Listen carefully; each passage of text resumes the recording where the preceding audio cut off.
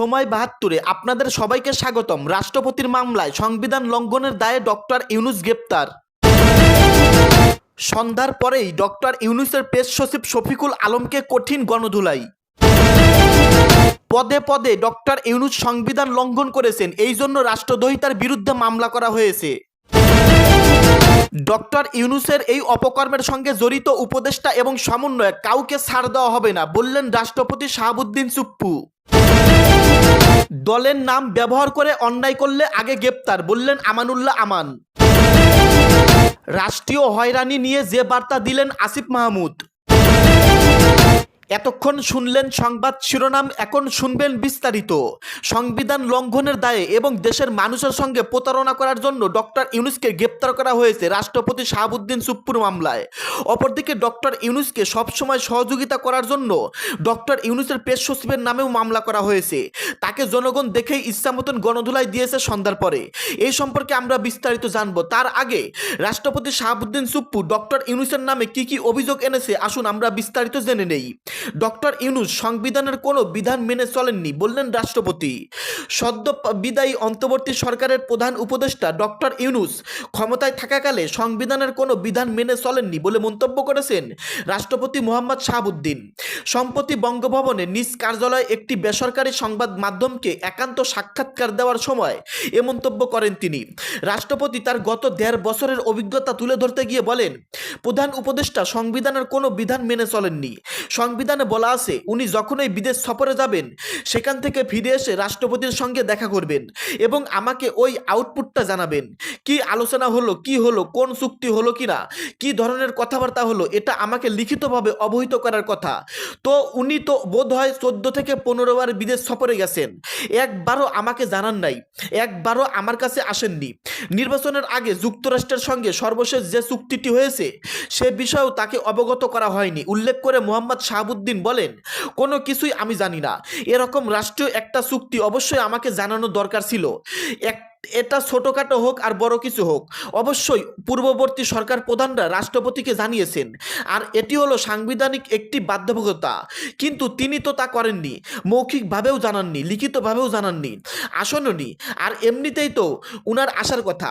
Doctor Mohammad ইউনূসের ব্যাপারে রাষ্ট্রপতি আরও বলেন, উনি যে প্রধান উপদেষ্টা হলেন সেই প্রক্রিয়ার উৎসই ছিলাম আমি, অর্থাৎ আমার উদ্যোগেই এই সরকার গঠনের প্রক্রিয়াটি শুরু হয়। কিন্তু প্রধান উপদেষ্টা পরবর্তী সময়ে আমার সঙ্গে সেভাবে সমন্বয় করেননি। এটি আসলে বোঝানোর কোনো উপায় নেই, কেননা তিনি একটিবারের জন্য আমার কাছে আসেননি। মোহাম্মদ শাহাবুদ্দিন আরও বলেন, আমাকে সম্পূর্ণভাবে আড়ালে রাখার চেষ্টা করে গেছেন ডক্টর ইউনূস। আমার 2 বার বিদেশ সফর উনি আটকে দিয়েছেন। একটা ছিল কসোভো, গত ডিসেম্বরের ঘটনা। সেখান থেকে রাষ্ট্রপতিকে দাওয়াত দেওয়া হয়েছিল কি নোট পেপার ওখানে একটা অ্যাসেম্বলিতে পড়ার জন্য, কিন্তু আমাকে যেতে দেওয়া হয়নি। তারপর কাতারের আমির আমাকে দাওয়াত করলো ওখানে একটা সামিটে অংশগ্রহণের জন্য, রাষ্ট্রপতি অ্যাড্রেস করবেন। সেই সেমিনারে রাষ্ট্রপতি ছাড়া আর কেউ থাকবেন না। তখন পররাষ্ট্র মন্ত্রণালয় থেকে আমাকে একটা চিঠি দেওয়া হলো, চিঠিতে বানিয়ে দেওয়া হলো, আর তারাই ড্রাফট করলো, ড্রাফট করে আমার কাছে পাঠায়, আর ওই দাওয়াতপত্রটাই পাঠায়। চিঠিটার মধ্যে ছিল যে আমি রাষ্ট্রীয় কাজে ভীষণ ব্যস্ত, সুতরাং এই সেমিনারে অংশগ্রহণ করা আমার পক্ষে সম্ভব না, আমি দুঃখিত। ওই চিঠিতে আমি যেন সই করে দেই। এই চিঠিটা লেখার সময় তার সঙ্গে কোনো আলোচনা হয়নি। উল্লেখ করে তিনি বলেন, আমার সঙ্গে কোনো পরামর্শ করা হয়নি, আমাকে জানানোও হয়নি। চিঠিটা দেওয়ার পর আমি জানলাম যে এরকম একটা দাওয়াত এসেছিল। যাই হোক, পরে আমি ওই চিঠিতে একটি প্রশ্নবোধক চিহ্ন দিয়ে পাল্টা একটি চিঠি পররাষ্ট্র মন্ত্রণালয়ে পাঠাই। তাতে আমি পররাষ্ট্র মন্ত্রণালয়ের এমন শিষ্টাচার বহির্ভূত ও উদ্ধত্যপূর্ণ আচরণের তীব্র নিন্দা জানাই। ভবিষ্যতে যাতে এই ধরনের অপরাধ না করা হয় সে বিষয়ে পররাষ্ট্র উপদেষ্টাকে চিঠি দেই। ওই চিঠির জবাবে তারা নিরুত্তর ছিল। তবে এরপর আর কোনো দেশ থেকে আমন্ত্রণ এসেছিল কিনা সে বিষয়ে জানার সুযোগও হয়নি আমার। রাষ্ট্রপতি বলেন, মূলত অন্তর্বর্তী সরকার চায়নি কোথাও আমরা নাম আসুক, আমাকে একদম অন্ধকারে ফেলে রাখার চেষ্টা করেছে। তারা চায়নি জনগণ আমাকে চিনুক, জানুক। এটি আমাকে খুবই কষ্ট দিয়েছে। শুধু বিদেশ নয়, দেশের কোনো অনুষ্ঠানেও আমাকে যেতে দেওয়া হয়নি।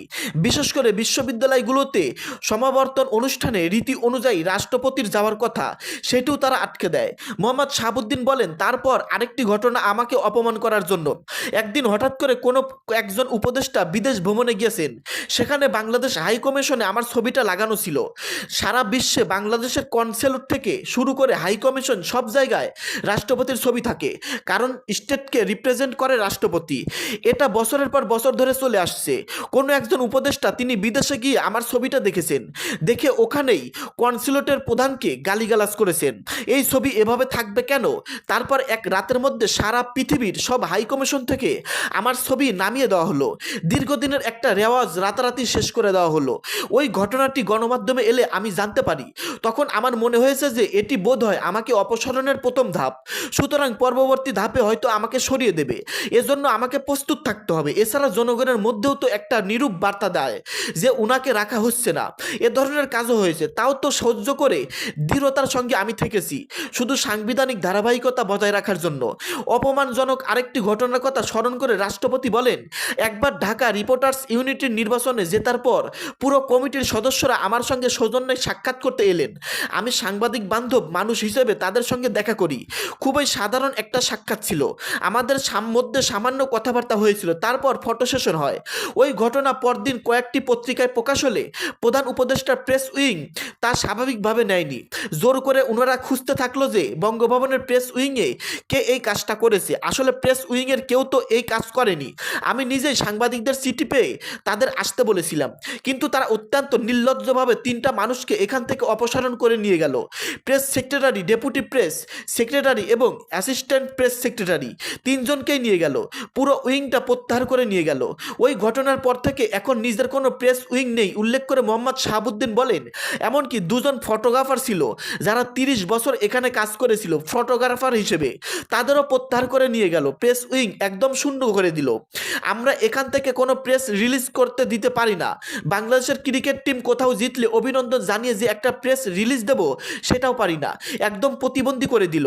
আমি রাষ্ট্রপতি হয়ে নিজে ক্যাবিনেট সেক্রেটারিকে বারবার ফোন করেছি, প্রিন্সিপাল সেক্রেটারিকে ফোন করেছি, এস্টাবলিশমেন্ট সেক্রেটারিকে ফোন করেছি, কেউ পাত্তা দেয়নি। রাষ্ট্রপতি বলেন, এসব করা হয়েছে বাংলাদেশের জনগণের কাছে আমার এক্সপ্রেশনটা বন্ধ রাখার জন্য। এই যে দেশের বিভিন্ন জাতীয় গুরুত্বপূর্ণ দিবসগুলোতে রাষ্ট্রীয় কোরপত্র প্রকাশিত হয়, সেখানে রাষ্ট্রপতির ছবি ও বাণী দেওয়া বন্ধ করে দেয় অন্তর্বর্তী সরকার। কোরপত্র ঠিকই প্রকাশিত হয়েছে, তাতে আমার বাণী দেয়নি। রাষ্ট্রীয় হয়রানি নিয়ে যে বার্তা দিলেন আসিফ মাহমুদ। জাতীয় নাগরিক পার্টি এনসিপির মুখপাত্র আসিফ মাহমুদ সজীব ভুঁইয়ার ফেসবুক স্ট্যাটাস ভাইরাল হয়েছে। মঙ্গলবার 24শে ফেব্রুয়ারি দুপুরে ফেসবুক অ্যাকাউন্টে একটি পোস্টে তিনি লিখেছেন, রাষ্ট্রীয় হয়রানি আর নয়। পোস্টটি দেওয়ার সঙ্গে সঙ্গে সামাজিক যোগাযোগ মাধ্যমে তা ছড়িয়ে পড়ে, যা ইতিমধ্যে ভাইরাল হয়ে যায়। এর রিপোর্ট লেখা পর্যন্ত দুপুর 12:30টায় পোস্টটিতে 20,000 রিয়াকশন, 1000টি কমেন্টস হয়েছে। এর আগে ভোরে নাসিরউদ্দিন পাটোয়ারি এক স্ট্যাটাসে তিনি লিখেন, জনতার সংসদ থেকে বলছি আমরা। দর্শক, এতক্ষণ শুনলেন আপনারা গুরুত্বপূর্ণ নিউজ। রাষ্ট্রপতি শাহাবুদ্দিন চুপ্পু ডক্টর ইউনূসকে নিয়ে যেই অভিযোগ এনেছেন এবং অপরদিকে ডক্টর ইউনূসের নামে যেই মামলা করা হচ্ছে, সমস্ত কিছু মিলিয়ে আপনাদের কি মতামত? আপনাদের মতামতটি ভিডিওর কমেন্ট বক্সে আমি অবশ্যই দেখতে চাই।